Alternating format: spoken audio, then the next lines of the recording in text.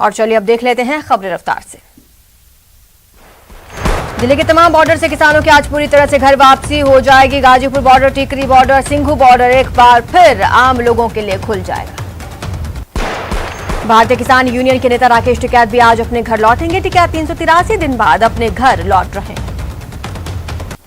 मुख्यमंत्री और उप मुख्यमंत्री दोपहर करीब 2 बजे प्रसिद्ध हनुमानगढ़ी मंदिर में दर्शन करेंगे। इसके बाद राम जन्मभूमि जाएंगे और वहां पहुंचकर पूजा अर्चना करेंगे।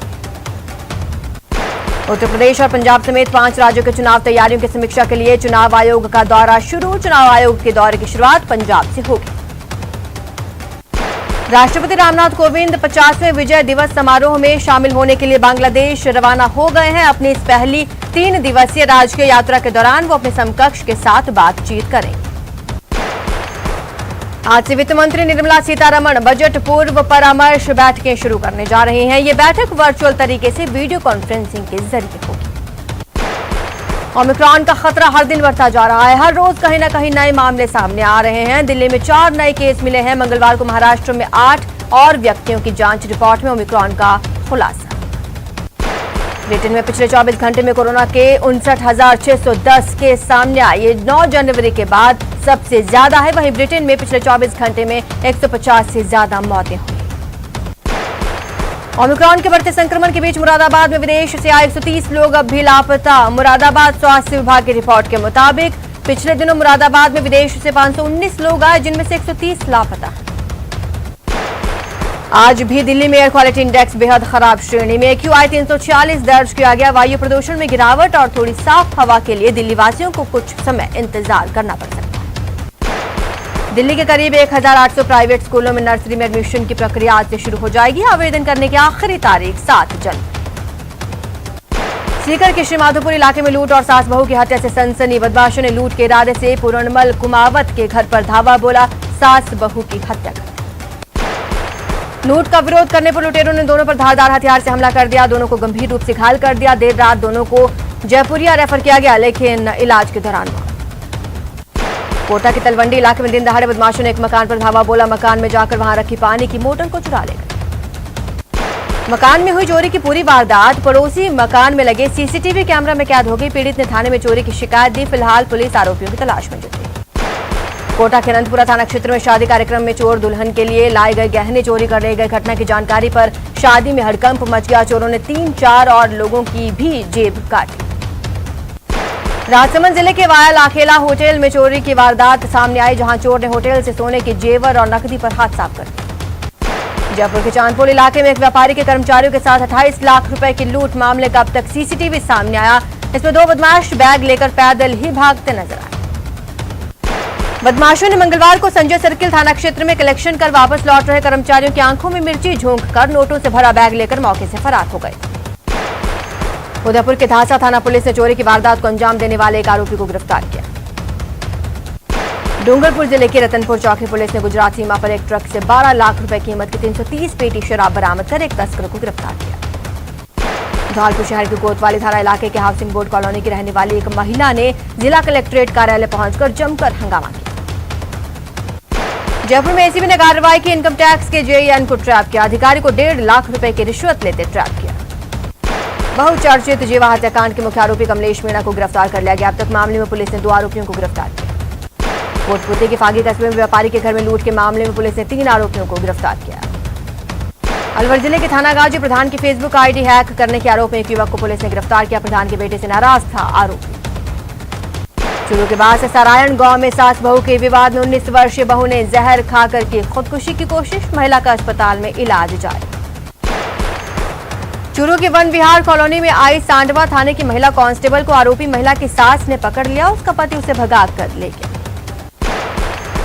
पोखरण के लाठी थाना इलाके में एक ड्रोन जैसी डिवाइस गिरने से सनसनी। सूचना पर सेना के अधिकारी और जवान मौके पर पहुंचे। जांच जारी। धौलपुर के सदर थाना बाड़ी क्षेत्र में खेत में फसल को पानी देने के लेकर एक परिवार के 2 पक्षों में झगड़ा, कई लोग घायल। भरतपुर के कामा थाना क्षेत्र में गाड़ी के जैक को लेकर 2 पक्षों में विवाद। मामूली से कहासुनी इतनी बढ़ गई कि दोनों पक्षों में जमकर लाठी डंडे चले, कई लोग घायल। चित्तौड़गढ़ में नाबालिग के साथ दुष्कर्म मामले में पुलिस ने कार्रवाई की। एक महिला और एक नाबालिग समेत 6 लोगों को पुलिस ने गिरफ्तार किया। दौसा की बांदीकुई थाना पुलिस ने बाइक चोर गिरोह का किया पर्दाफाश। पुलिस ने वाहन चुराने वाली गैंग के 2 आरोपियों को गिरफ्तार किया। अलवर की पॉक्सो कोर्ट ने नाबालिग के साथ दुष्कर्म के दोषी परशुराम को 20 साल कैद की सजा, 20,000 का जुर्माना लगाया। बूंदी में एक किसान की जेब से 20,000 रुपए पार होने के मामले में हरकत में आई कोतवाली पुलिस। 24 घंटे के अंदर 2 जेबकतरों को गिरफ्तार किया, लूटी गई राशि बरामद। उदयपुर में लूट की नीयत से 3 युवकों पर अज्ञात युवकों ने चाकू से हमला कर गंभीर रूप से घायल कर दिया। सूचना मिलते पुलिस मौके पर पहुंची, जांच जारी।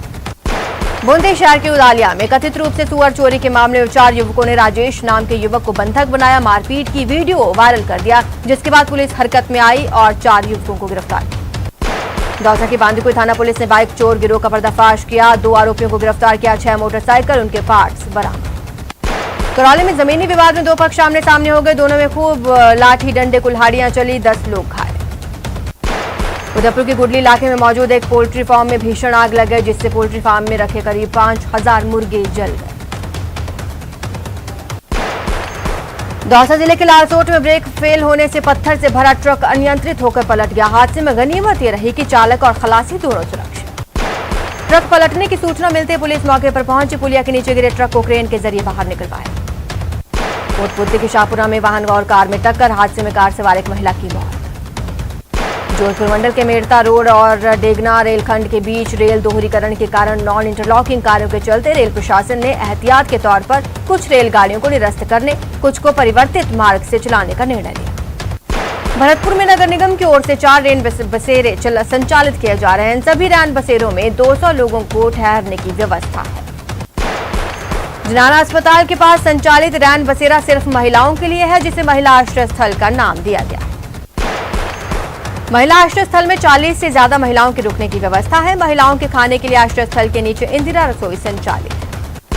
बारां जिले में पंचायत संस्थाओं के दूसरे चरण को लेकर मतदान जारी, गांव की सरकार को चुनने के लिए लोगों का उत्साह देखा जा रहा। कोटा में पंचायत समिति के दूसरे चरण की वोटिंग जारी, तीनों पंचायत समितियों के लिए 456 बूथ बनाए गए हैं। भरतपुर के काली बगीची चौराहे के पास जहां बीच सड़क 2 सांडों के बीच महासंग्राम हो गया, जिससे रास्ता जाम हो गया। दोनों में करीब आधे घंटे तक लड़ाई हुई। सांडों के बीच हो रही इस जंग को देखते हुए आसपास मौजूद लोगों ने हटाने की कोशिश की, लेकिन लोगों पर ही हमला करने के लिए उतारू हो गए। श्रीगंगानगर जिले में पंचायत चुनाव के दूसरे चरण के चुनाव के लिए वोट डाले जा रहे हैं, जिसके लिए सुरक्षा के पुख्ता इंतजाम किए गए हैं। करौली में पंचायत चुनाव का दूसरा चरण जारी, शाम 5:30 बजे तक होगी वोटिंग। भरतपुर में आपराधिक घटनाओं में बिना नंबर के वाहनों का उपयोग होने के बाद यातायात पुलिस सतर्क नजर आ रही है। यातायात पुलिस ने बिना नंबर के वाहनों के खिलाफ अभियान चलाया। यातायात प्रभारी रामचंद्र मीणा ने बताया कि यातायात ने 7 दिवसीय अभियान शुरू किया, जिसके लिए जगह जगह नाकाबंदी कर दी गई। कोटा के श्रीनाथपुरम इलाके में एक डॉक्टर के घर पर कोबरा सांप 5 फीट लंबा कोबरा सांप मिला, जिसका रेस्क्यू कर उसे जंगल में छोड़ा। ग्रीन बिल्डिंग कॉन्सेप्ट अडॉप्ट करने वाले राज्य का पहला सरकारी संस्थान राजस्थान आवासन मंडल बन गया है। जोधपुर विकास प्राधिकरण को नया बजट आवंटित होने के साथ जेडीए के विकास कार्यों में तेजी। जयपुर नगर निगम हेरिटेज की ओर से जयपुर स्थापना समारोह के तहत राजस्थानी संस्कृति के साथ रंगारंग कार्यक्रम आयोजित किए जा रहे हैं। जयपुर में प्रशासन शहरों के संग अभियान में नगर निगम हेरिटेज में अब तक 1400 से ज्यादा लोगों को पट्टे वितरित कर लाभान्वित किया जा चुका है। कोटा में हर घर दस्तक कोरोना टीकाकरण विशेष अभियान के तहत 388 जगहों पर टीकाकरण किया गया, जिनमें पहली और दूसरी डोज लगाई गई। उदयपुर बार एसोसिएशन की ओर से बार सभागार में सम्मान समारोह आयोजित किया गया। इस कार्यक्रम में बार के अधिवक्ताओं ने सेशन न्यायाधीश चंद्रशेखर शर्मा का सम्मान किया। बीकानेर के माध्यमिक शिक्षा निदेशालय में महात्मा गांधी इंग्लिश मीडियम स्कूलों के प्राचार्यों के साथ निदेशक कानाराम ने बैठक की, स्कूलों का फीडबैक। अजमेर नगर निगम सीमा में हो रहे अवैध निर्माणों पर कार्रवाई करने और अवैध निर्माणों की जानकारी लेने के लिए अजमेर नगर निगम में आप कार्यकर्ताओं ने जमकर प्रदर्शन किया। बूंदी में संयुक्त किसान मोर्चा की ओर से फतेह मार्च कार्यक्रम का आयोजन, शिरकत करने आए खेल राज्य मंत्री अशोक चांद्रा ने गुरु ग्रंथ साहिब के दरबार में मत्था टेका। उदयपुर नगर विकास प्रन्यास की पेराफेरी क्षेत्र में आने वाली 54 पंचायतों के करीब 150 से ज्यादा गांव में पट्टों की समस्या के समाधान के लिए यूआईटी ने सर्वे किया। प्रतापगढ़ की लालगढ़ ग्राम पंचायत में प्रशासन गांव के संग अभियान शिविर में कई लोगों की समस्याओं का निस्तारण करते हुए 202 पट्टे बांटे गए। अलवर में मौसम की मार से नौनिहाल बीमार हो रहे हैं। सर्दी के बढ़ने से शिशु अस्पताल में ओपीडी हर दिन 400 मरीजों की बढ़ गई। बांसवाड़ा में मौसम बदलते ही वायरल का प्रकोप बढ़ गया। महात्मा गांधी अस्पताल में उपचार कराने वालों की लाइन लगी हुई है। बांसवाड़ा शहर के भारत माता मंदिर में भजन मंडली कार्यक्रम आयोजित किया जाएगा। यह आयोजन भारत माता मैदान में लगातार 28 वर्षों से किया जा रहा है। माउंट आबू में पिछले 3 दिनों से पारा 4 डिग्री पर बना हुआ है। नक्की लेक का तापमान 2 डिग्री रहा। पर्यटक जमकर सर्दी का लुत्फ उठा रहे हैं। भरतपुर में सर्दी का सितम अब लगातार बढ़ता जा रहा है। सुबह से चारों तरफ धुंध ही धुंध नजर आने लगी है। कोटा विश्वविद्यालय को विश्वविद्यालय इतिहास की सबसे बड़ी स्पोर्ट्स मेजबानी मिली है। विश्वविद्यालय west zone inter university girls football tournament की मेजबानी कर रहा है। कुलपति प्रोफेसर नीलिमा सिंह ने 18 दिसंबर से शुरू हो रहे 4 दिवसीय स्पोर्ट्स टूर्नामेंट की मेजबानी की घोषणा की।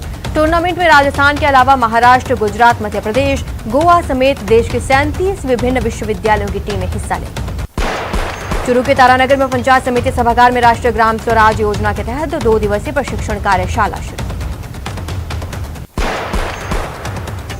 एनडब्ल्यूआर जोन ने मेन रूटों पर साधारण ट्रेन की जगह अब एलएचबी ट्रैक चलाएगा। एलएचबी ट्रैक आम रेलों के मुकाबले बिल्कुल अलग है। इसकी यात्री क्षमता और सुरक्षा अच्छे स्तर की है। झालावाड़ के खानपुर क्षेत्र में प्रसिद्ध दिगंबर जैन तीर्थ चांदखेड़ी में 6 दिवसीय पंच कल्याणक महोत्सव का शुभारंभ। महोत्सव के तहत आदिनाथ दिगंबर अतिश क्षेत्र में कई धार्मिक आयोजन किए जाएंगे। भरतपुर के रंजीत नगर में शिव मंदिर पर अन्नकूट महोत्सव का आयोजन किया गया, जिसमें भारी संख्या में लोगों ने पहुंचकर भाग लिया। और यहां रुकेंगे, छोटे से ब्रेक के लिए जल्द हाजिर हों।